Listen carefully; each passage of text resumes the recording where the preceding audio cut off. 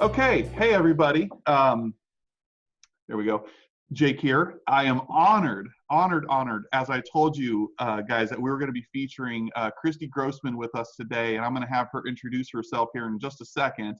But like I said to you guys, the intent for today is to bring value. We're always trying to find value in any way, shape, or form we can to help you guys elevate your coaching game. And that being said, what better person to hear from when it comes to the operations and administrative roles that many of you are going to be coaching when it comes to teams and Rainmakers and whatnot. And that's why we're bringing Christy on here. And to set the expectation for her being so generous with her time, thank you, Christy, is what I'm referring to as a strategic relationship. I think us as coaches in this group page, we excel at coaching by large real estate sales professionals or just sales business people in general.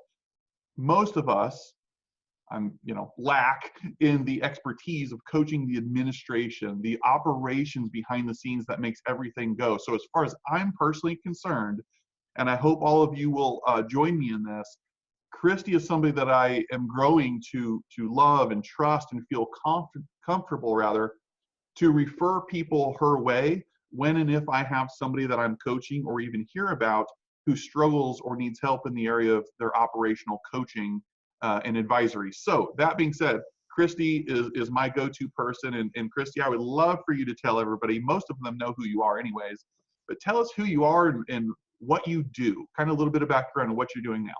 That was awesome. Thank you so much. I want to tell you too, Jake, I'm so pleased because I only work with operations people. So I'm super, super happy to also be able to pour back because I get that same question all the time. I don't take anyone into coaching unless the Rainmaker is in coaching. So if they need coaches, I have a great place to send them. So that being said, I'm Christy Belt Grossman. I ran the Belt team as Chief Operating Officer for 23 years. Our team at one time was number 5 in Keller Williams. We're still one of the top teams. And I love doing that. I have a huge passion for the operations side of the business. I think it's this little tiny stealth bomber engine that can power up an agent or a team that doesn't get a lot of attention. So that's my passion. I opened my coaching and teaching company 3 years ago, and I have several other people that coach and teach with me, and we travel around the country and pour into the operations people on teams. That's awesome. And hear me say, for accountability purposes, I fully intend on getting our operations team involved with Christy on some levels. So anyways, I just want you to know that that is something that here at the locker room, the core leadership team will be working with Christy in some aspects there too. So I'm seeing some comments. So if I'm looking over here, that's why I'm looking at my phone. Carissa's on. Holly says we're live. Lisa Potter says hello. We've got a lot of viewers here. So good. Awesome. Great. So Christy, like right now, I want to spend a little bit of time, if you'll allow me to, what do you do exactly? So events, the one-on-one coaching, kind of like what's your heart and mission and perspective on your coaching organization? Because I think we have a lot of similar alignments when it comes to that, if you don't mind sharing. So we actually kind of run the spectrum now. I have different people in my organization that have a heart for the different stages that EAs, we'll just use the word EA instead of assistant, or it could be, director of operations, whatever. It's easier to just say EA. So our mission statement is dream big, achieve big, impact lives. We change lives one by one and change the world. So we're very much about empowering the person. We're doing business coaching, but coaching the whole person, and through that, powering up real estate teams and changing lives.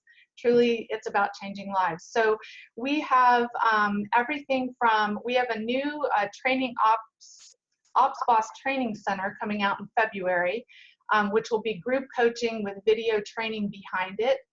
Which is targeted for the newer EA. So agents who have an EA who's less than 2 years in the business, this is ideal. And I have an awesome coach, Elizabeth Gilbert. Some people may know her because she's been writing a blog for a number of years called The Assistant Files. And so she's leading that.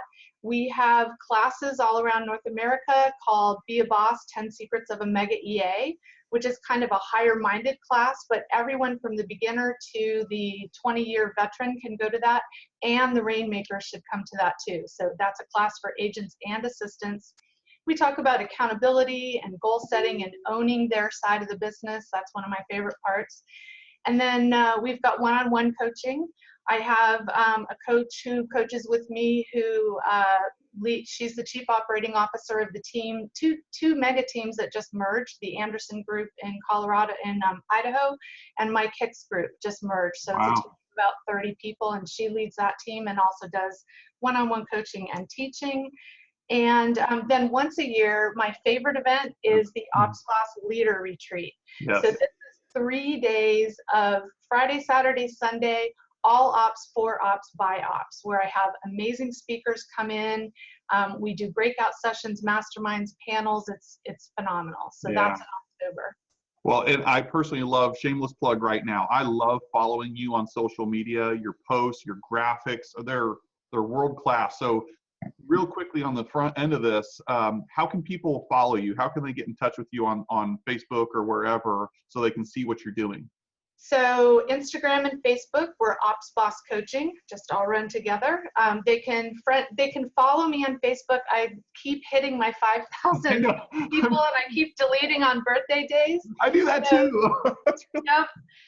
Birthdays and and my memories, I go back and delete every day. So if you can get in, follow me at Christy Belt Grossman on Facebook. Otherwise, just follow instead of friending me.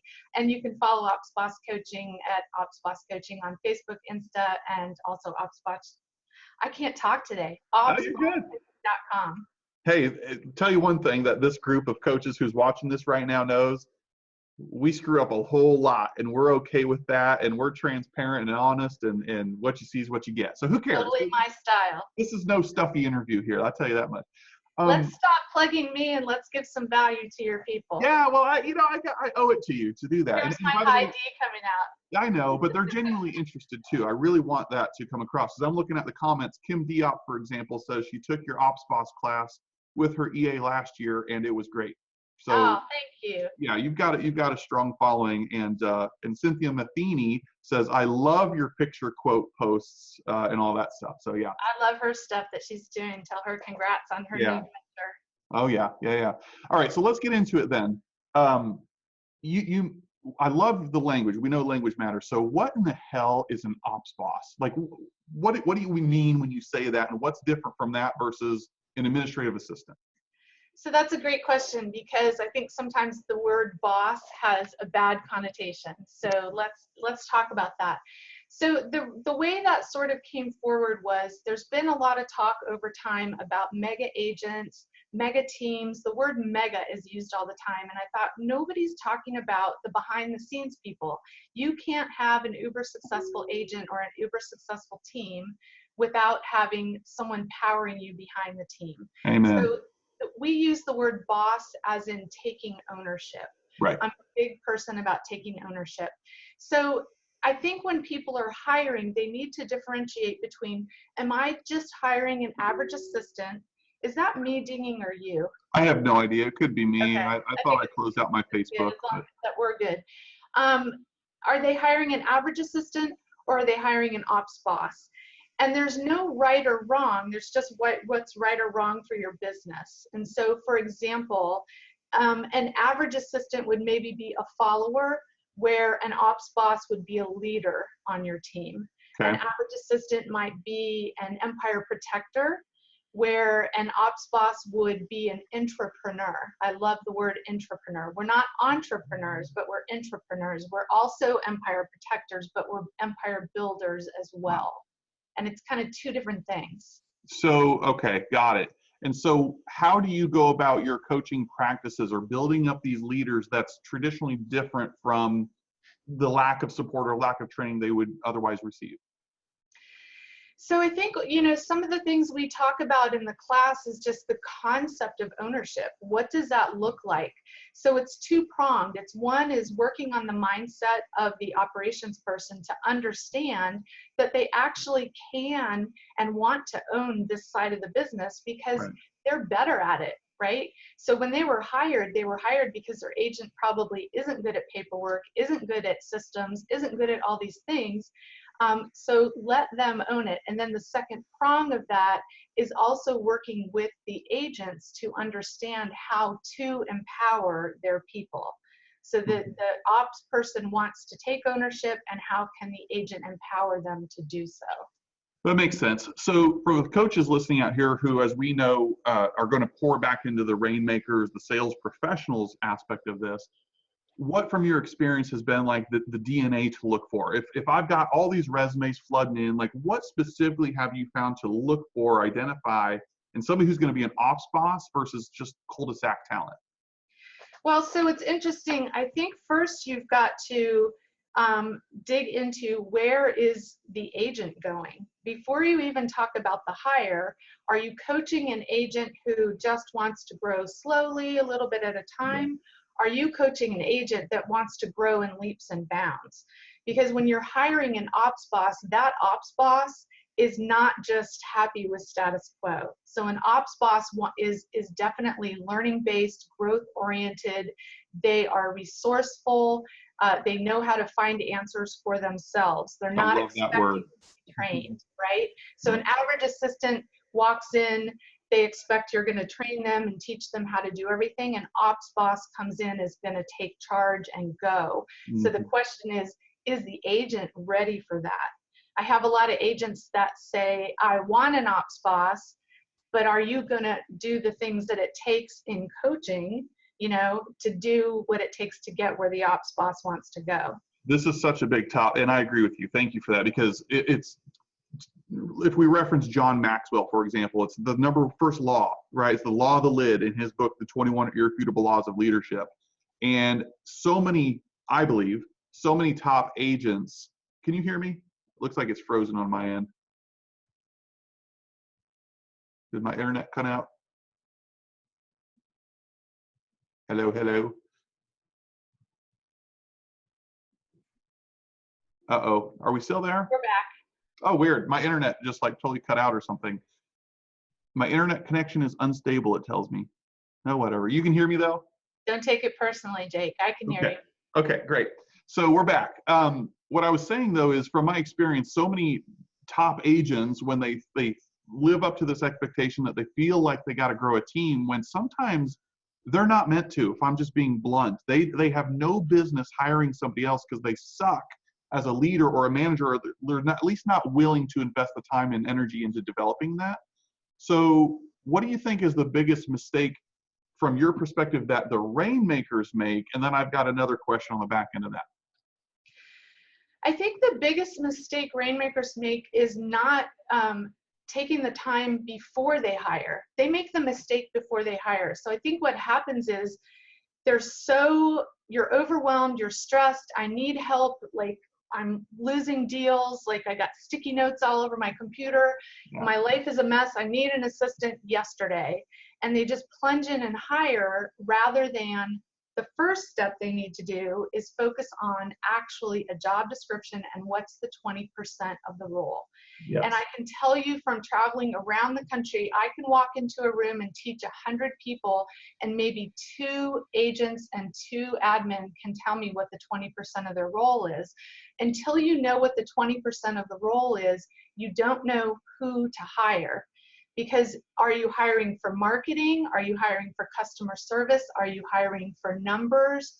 Are you hiring for, writing listing descriptions? Like, what's the most important thing you're hiring for? Those are all different behavioral profiles. Right. And so what happens is they hire the wrong person, they fail, they hire again, and then they give up. Yep. Exactly. So from your experience again, when, let's say we're past that now, the mega agents hired their first admin or whatever, what's been, generally speaking, the greatest, where do they go first? The greatest need first, where most people are messing up? Where can be the greatest impact an ops boss can have on a person's business if done the right way day one? Where would they focus? I think we've got to have if you're Keller Williams, you want to have a 30, 60, 90 plan. You want to know what the milestones are so that they can be self-managed by the end of that 90 days. Right. And clarity on what does that look like. I think we want to have expectations set, and I think, this is going to sound like the stupidest thing ever. I see relationships failing because time is not spent. That agents, once you get in, you get them a little trained, and then you're like, great, I'm on a roll, I'm out of here. Sit down with them for 30 minutes a week and let them direct the conversation. Let them get what they need from you. Gotcha. So doing like the cash talk, if we use the former days and that kind of stuff. Yep. Keeping a thumb on the pulse, not just hiring them for a task or a job and then never checking in on them. It's like, whoo, got that off my plate. Now I can go get another listing. And take some time to work on the business with them, not just in the business. Yeah, I love that. So I think what happens is a lot of those meetings are just the Rainmaker swooping in, whoop, and then out. Here's what I need, I'm out. But what about asking, what does your ops boss need? Right. So if I'm hearing you, the best thing as a coach, because we get asked a lot, hey, when should I make that first hire? When do I know the timing's right? First of all, before we can even answer that, we have to identify what is it that your long-term goal is, so we make sure our current decisions line up with that long-term goal. And secondly, what exactly pinpointed would this person be doing and taking off of your plate, and what would you do at that time you gain back? Is that so far? That's the second part. Yeah. I love what you just said. And what will you do with the time that you get back? Yeah. So I think there's clarity there. For some people, they just want more of a life. Okay. And for some people, they want to use that time for lead generation and to build. And do you have accountability with your coach once you make the hire to do that? Right. Yeah, Cynthia Matheny made a good comment here. It makes me think of Fierce Conversations, where the relationship is the conversation. Do you agree with that? 1,000,000%. I actually blogged about that recently. Okay. All right, cool. Yeah. Let's talk about blind spots then. So we've got an ops boss in place. We know their talent. We've got the Rainmaker who's aligned with a vision. They've got a purpose. Where are typically the early signs of a blind spot occurring that can sneak up on a team, no matter how talented they are, to kind of take them off course? Is there a pattern or a trend that you normally see? Or I think what happens is that we don't have clear goals set out, and we don't talk about those goals often enough. Mm-hmm. So are you working a 1-3-5, or do you have some sort of written goals for the team? Right. And then does each person on the team have their goals for their side of the business feeding into that? And I think what happens is we do all these great retreats at the end of the year or the beginning of the year, and then a couple months in, we don't even remember what those goals are. We're just so into the day-to-day. So I think it's really important to have those on the business meetings and making sure that our actions are in alignment with where we want to go. Yeah. And what would you recommend on those? Is that a weekly thing by nature? Or? I recommend that people do a 411 weekly. Yeah. Absolutely. 15 to 20 minutes. It does not need to be a super long conversation. I think what happens is it ends up into an hour conversation, and then it falls by the wayside. Yeah. So we can do that in a 15 to 20 or 30-minute conversation. Yeah, just get to it. And okay. Yeah. And I think the other part of that is I think agents struggle with how to do that with an operations person. So it's super easy with your salespeople to do accountability, right? Because you're just looking at numbers. How many contacts did you make? How many appointments? Blah, blah, blah. Are you on the way to your goal? It's a little less clear for an admin person. It's really good because, I mean, imagine a perfect world. I'm kind of talking to the coaches right now where you've got this person who's got all the talent in the world, their business is blowing up, but odds are, and I'm being assumptive here, but odds are they've probably never led or managed people in the sense that we're talking about here. They came from a 9-to-5, and there's nothing wrong with that. So for many, it's the overcoming of a limiting belief of, oh my God, I'm about to hire the first person in my life, let alone leading them. And what a great opportunity that is for us as the coaches coaching the Rainmaker to work on leadership.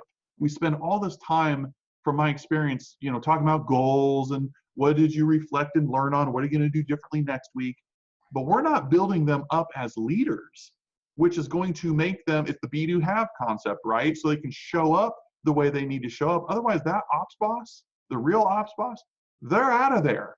Have you seen that happen plenty of times? Because that's a really great point. Is I think your coaches can really work with agents when they're hiring on okay, this is the time you're making the transition. You're obviously a star salesperson, or you wouldn't be doing enough business to need to hire. So now you need to transition and become a star leader. So how do you become a star leader? Here's a tip that I share actually with my ops leaders, and that is, I'm sure your people have all read 21 Irrefutable Laws of Leadership by John Maxwell, but in there is a self-evaluation. So number one, they can have their agents do the self-evaluation, so that'll give them some clarity on where they may have some blind spots as a leader.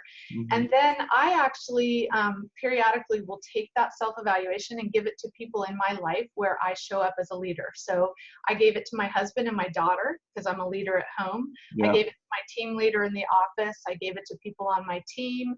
I gave it to the women at church where I lead a leadership retreat.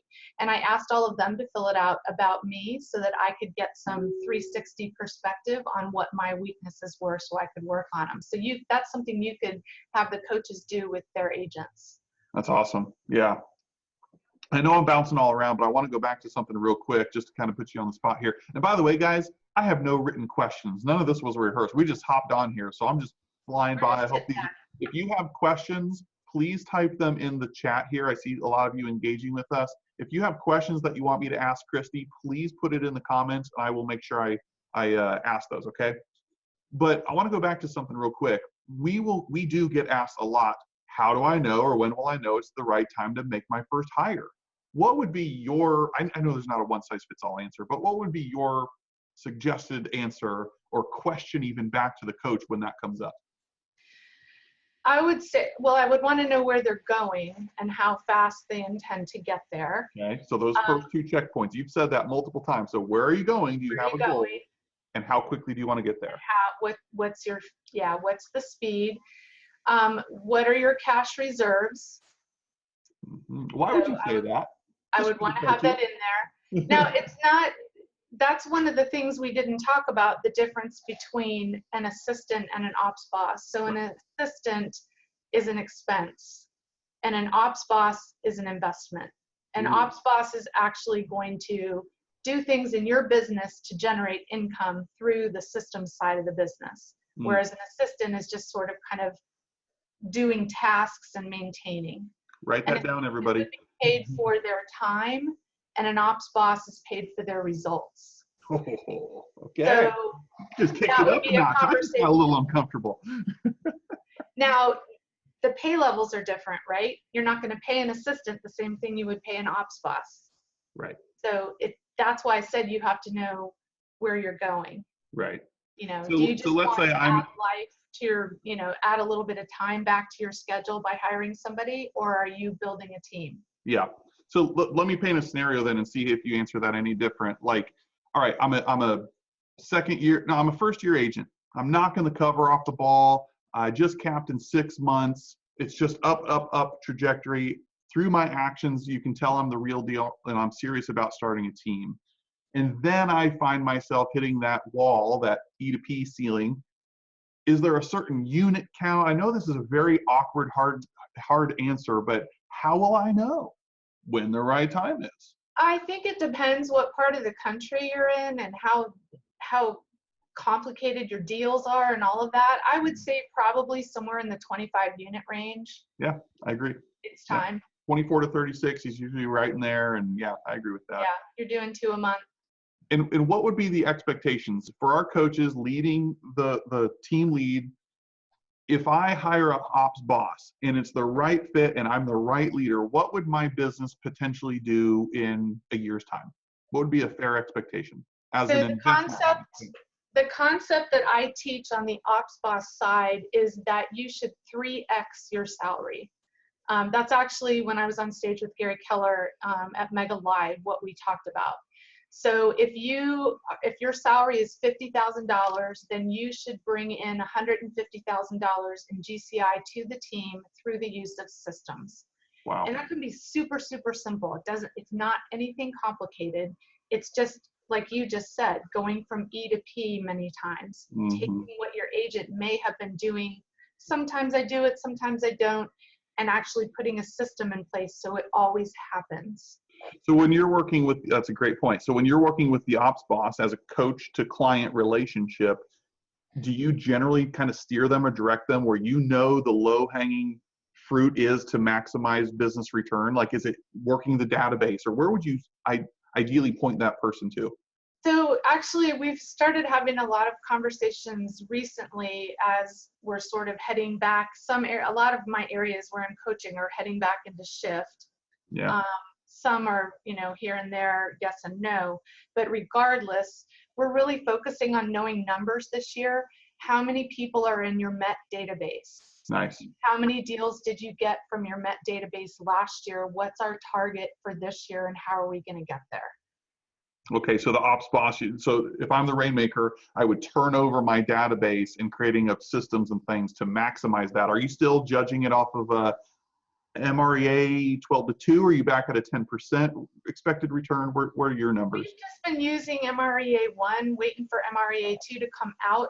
But really, regardless of that, right? I know, who knows? Yeah, no. The point is to know, what I'm finding is no one knows their numbers. Right. So let's know our numbers, and when you measure it, it grows, right? So now we know our number, and we can make a goal for another number and shoot higher. Right. So we got to interrogate the current reality, and if you can't answer that question, we have to find that out first. Exactly. We're not going to pick an arbitrary number out of thin air because a book says so. We got to know your number. We need to know, right? Well, we need to even start with every team defines Met differently. Yeah. How do you define a Met? So let's decide what our definition is.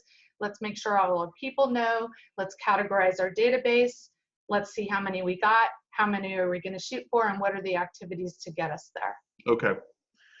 Again, your experience, what would you say is the biggest rub, or when you're coaching an ops boss and they come to you, I'm going to use the word complaining, about something going on with the Rainmaker. What is that typically, so we know how to coach that on the other end? I think it's consistency in meeting. In meeting? Okay. See, that's another recurring theme I've heard you say already. They want time with the Rainmaker, and they want them to show up at their appointments.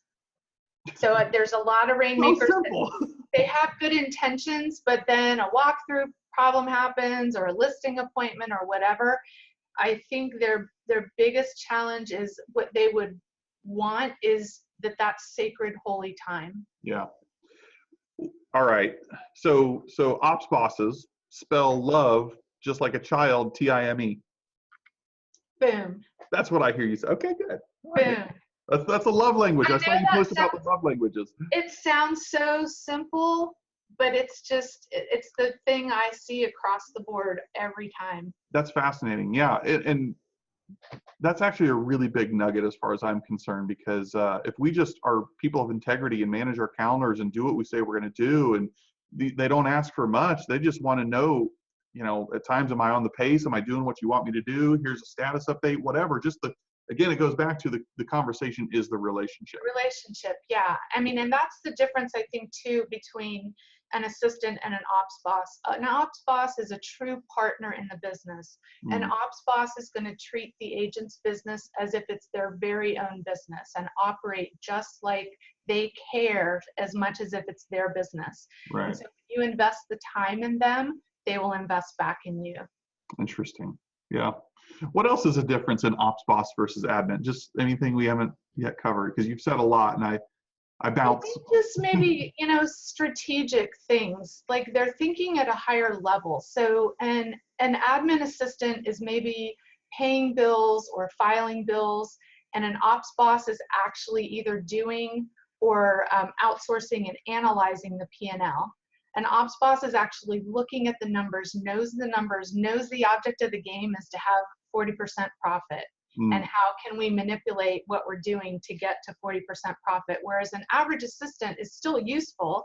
They're paying the bills and they're keeping it filed for your accountant. So that takes something off you, but it's a different level. Right. Same thing with marketing. Maybe the assistant is like really great at marketing and doing flyers and all these different social media campaigns, but an ops boss is looking at cost and return. What's my return on investment? Love what it. amount of time did I take, and what did that return? How many deals did we get? Yeah. So so you had shared at the beginning of this, your track record and leading one of at the time, one of the top 5 teams in all of Keller Williams. For you personally, I'm just curious, and I think probably others are too, like what was your defining moment? When did you transition from EA to ops boss yourself and shown the light? Before I came into real estate, actually. Really? Yeah. So what did you do? Believe it or not, I came into real estate to get balance in my life. Okay. So I ran 7 offices of a mortgage company in 3 different states. So it was kind of like expansion before expansion was the sexy new word, but it was in the mortgage business. Yeah, right. So I did that. I came into real estate and for 2 agents, just the 3 of us, and we built the team up to 15. Wow. So, wow. Yeah. That's awesome. So, coaches, again, I'm checking, do you value my, I think that was just a kind of a whatever question. Carol Briggs, I don't think she's really asking us. She says, do you value my time? I think that's just a rhetorical question. Absolutely. Talking about that. Unless, Carol, are you trying to send me a message? What's going on here? What is that? I'm just playing. All right. So with that, I want to ask, so I'm on a mission. I'm personally coaching 10 agents just because I want to always kind of remain relevant in that arena. But my primary focus is growing the locker room and, of course, coaching the coaches here. But I have 2 main questions for my year. So if I'm standing in the elevator with Gary Keller and it's just he and I don't choke. And so my 2 questions, and I'll have more, but these are my 2 questions of the year are, and I'm going to ask them to you. Uh-oh. Number 1, and Wait, did you ask Gary yet? No, I haven't had the chance, but I'm just Okay. saying, anytime I'm in front of a influencer or somebody who's making life happen, I just want to have pre-templated questions that I make sure I ask them. And one of my goals this year is to be more intentional about asking really, really powerful questions. So here's my 2 questions to you. Number 1. What is the most powerful question anybody has asked you? Or what is not the, but what, jog your memory. I'll tell you, I have it written. The most powerful question recently that someone's asked me was my coach. I got to write this down. Hold on. All right, go ahead. I have it up here because we've been talking about my transit. So I replaced myself on my team earlier this year. I hired 2 admin and replaced myself so that I could follow my call, because I really feel like God was calling me into coaching and training full time. Right. So I was talking with my coach about that, and he said, am I expanding my call? Are you expanding your call to its fullest potential? So are you expanding? Are you expanding your call to its fullest potential? And when you say call, it's purpose would be another word? Call, vocation, what you're called to do. How are you called to impact the world? Are you expanding your call to its fullest potential? Yeah. Got it. Yeah. Thank you. Which was a great question for me because I need people around me to help me think bigger. Right. Absolutely. We all do, by the way. I've been thinking on that a lot. Like that. Good job. You passed it. Now I got another one. It's very eerily similar of a question. Okay. What's the most powerful question you feel you've ever asked someone else?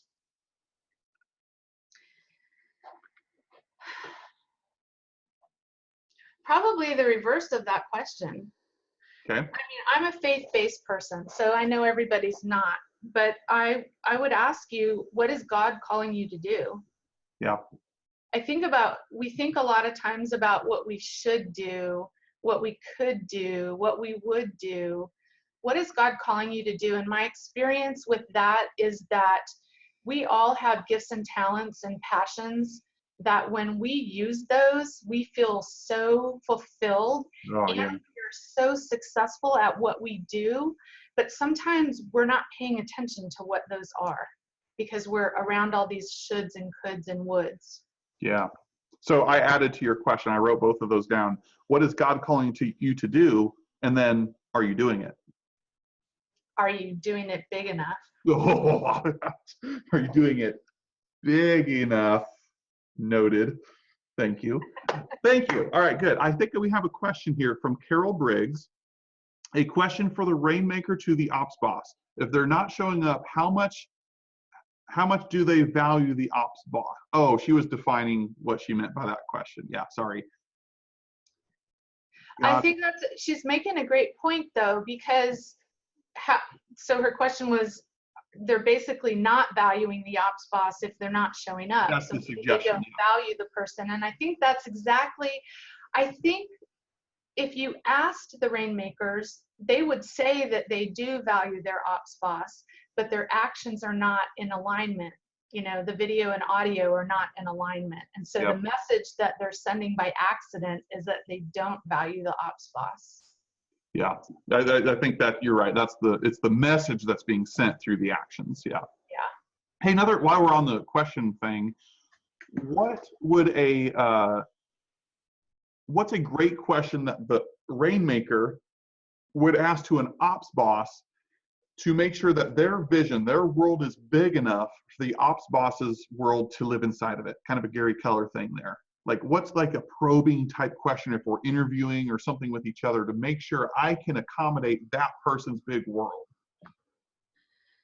So you're talking about the interview side, or you're talking about you already have them on your Either team? one. I don't know. Just a random question that came to my mind. I think you really want to dig into goals.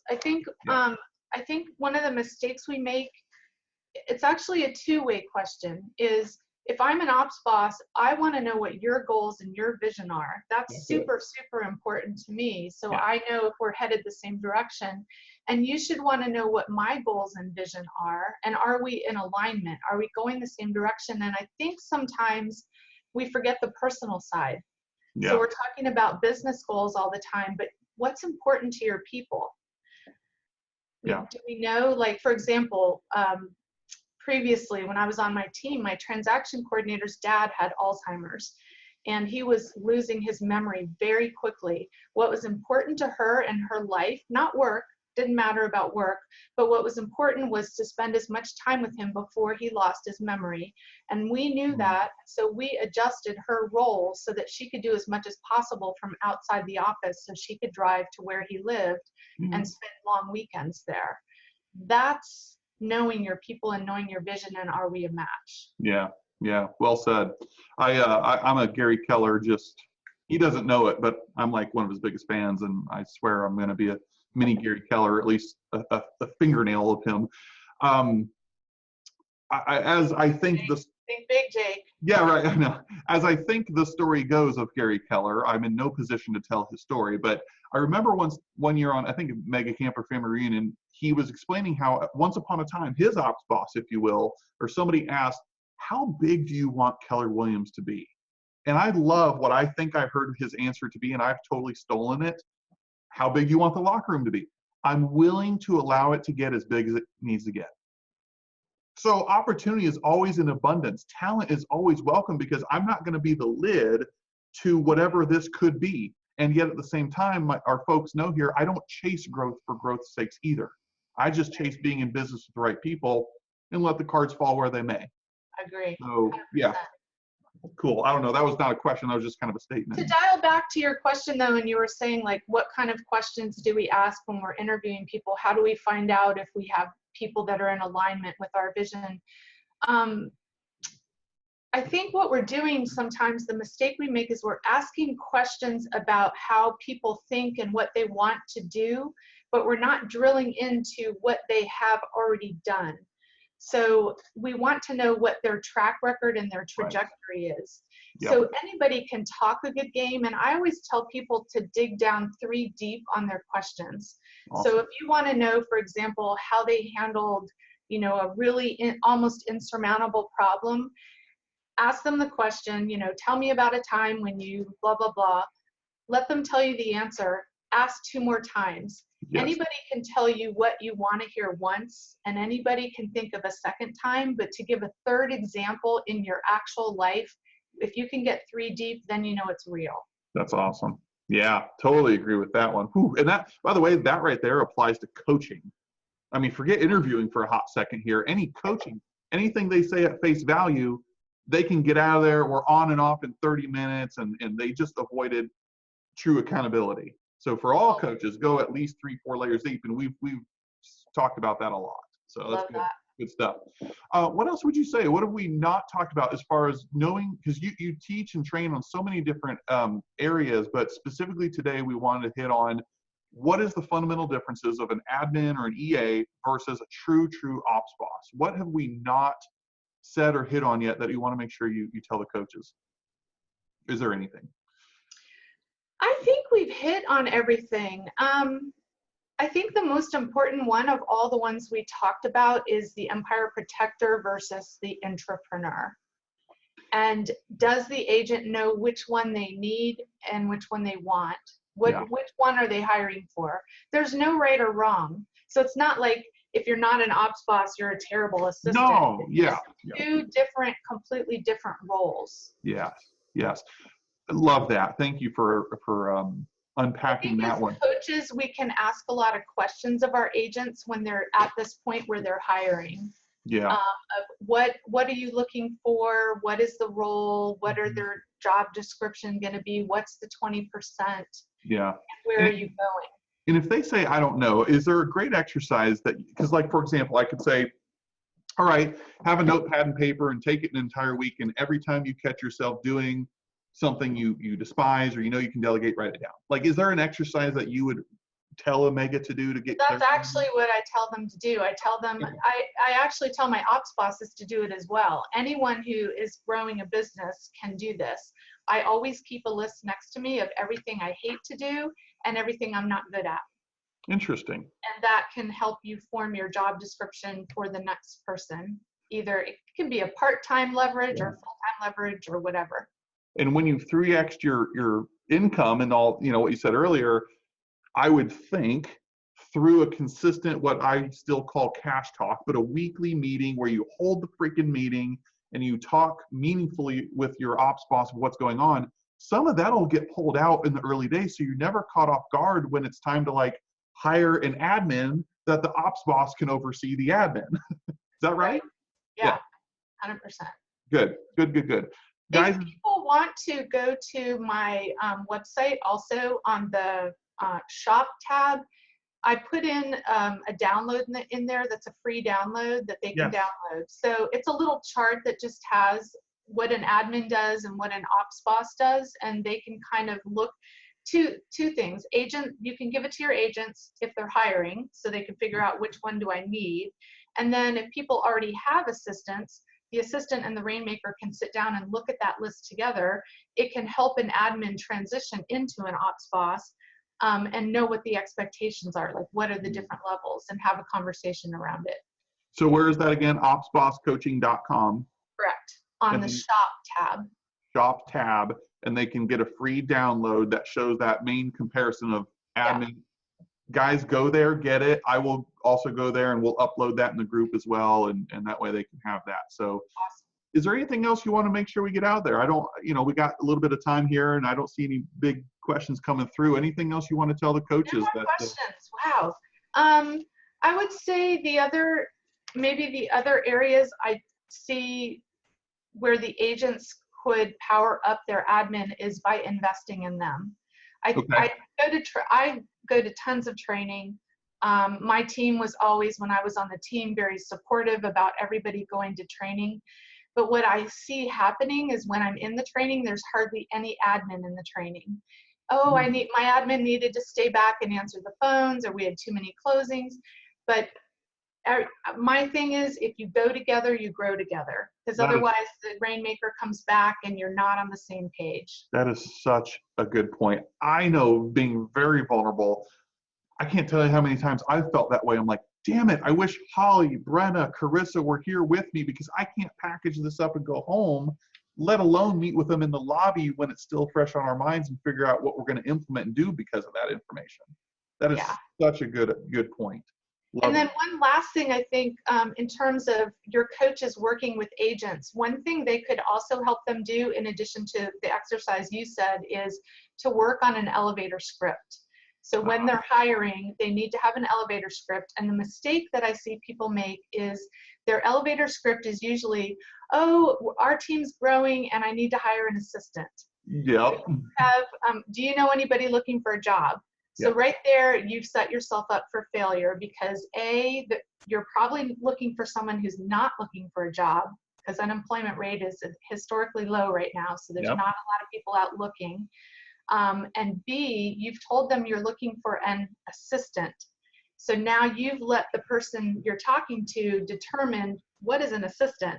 Yes. So instead, you want to help them with an elevator script to describe what the role is and the qualities and the type of person that you're looking for. Yeah. And so what I would say, for example, back when I was looking for a transaction coordinator, I would say, oh, hey, we're looking we have a great opportunity for someone on my team. I'm going to describe somebody, and I want you to give me the names of people that this sounds like. And they're probably already happily working in another job. So I'm looking for somebody who's like not the PTA president, but they're like on all the PTA committees behind the scenes, and they're like super organized and run everything. Who do you know? And when you say that, they're like, oh, that sounds like Sally Smith. Good point. Yes. So I've heard you say a lot of things. I've heard you talk about proper expectations. I've heard you talk about being, as a Rainmaker, being a person of integrity who holds an appointment and does what they say they're going to do, right? I've heard you say around clarity, having an intention of what is that going to be that person's 20%. And I've really heard a lot about, kind of back to a bold law, really, people grow into the conversation you create around them. People will grow into the job post you put out there. Like it's setting that expectation so they can grow into that. That really is really screaming at me. I don't know if that came out right, but it makes sense in my head, and that's all that matters. So I think I love that. You have to have, it's interesting. I've failed forward. Let me tell you, I've made a lot of bad hires. I'm not the perfect hirer, but I get better and better and better over time. I have an amazing team around me now. But over my time, I've made a lot of mistakes. The last two hires that we made to replace myself were really very much drawn to our ad because of our mission, vision, values, and beliefs. Bingo. And how many agents inside of Keller Williams alone will say, yeah, I mean, all this stuff is great, but why I came here originally is because the value proposition or value statement. Yeah. It's unbelievable. So you need to know what that is for your team. Exactly. So, all right. So let's say one last time, how can people get in touch with you? So they can email me at Christy@opsbosscoaching.com. Okay. They can go to my website, opsbosscoaching.com, follow me on Insta, or Facebook friend me at Christy Belt Grossman. And we'll post links in the comments section here on our video. Christy, we're running out of time. I know you're like traveling. We had to squeeze this thing in. It's been crazy. And I just want to say thank you from the bottom of my heart on behalf of all the coaches here who got value out of this. And we have a lot of people watching, and we generally have a lot more who watch later. Thank you for your wisdom, your time, and everything you poured into us today. Thank you. I'm so excited. Your coaches are amazing. We do have some amazing coaches. Yeah, no, I'm really excited about the work you guys are doing as well. I appreciate you having me.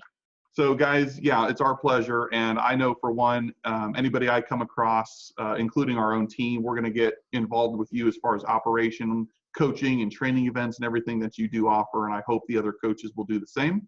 Let's do this again. And if I can ever pay it forward to you, you let us know on that. And I guess that's it, guys. We'll wrap it up. It looks like we have no more questions coming through, just a lot of compliments to you. And with that, have a great rest of your day, Christy. Awesome. Go get bossy, guys. Oh, get bossy. I love it. All right. Thank you. Take Seriously, care. thank you. You bet. All right. Bye. Bye-bye.